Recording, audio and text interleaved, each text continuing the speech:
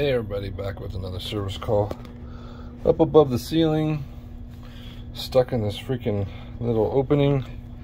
Gotta replace the power supply. Something that I just wanted to share that I do.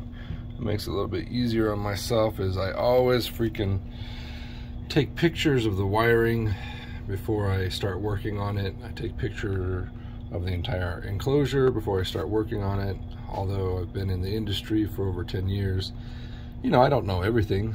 I don't know every product out there, so if I have general guidelines, it makes it easy just to recreate some of this stuff. So we got a new power supply. We're going to swap it out because the door is having issues, and we narrowed it down to one of two things. So I'm going to try the power supply first.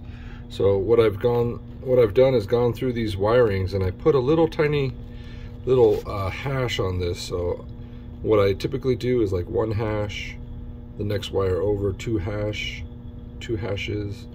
and then 3 hashes, and then 4 hashes, and then I start over.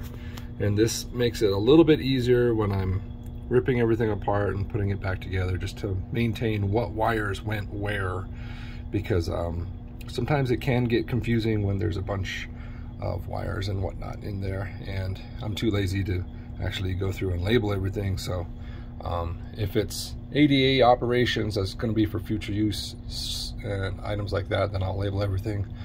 Otherwise, I'll just do some quick markings like this when I'm swapping out a power supply or a similar device. Any questions, comments, hit me up below. Thanks for watching.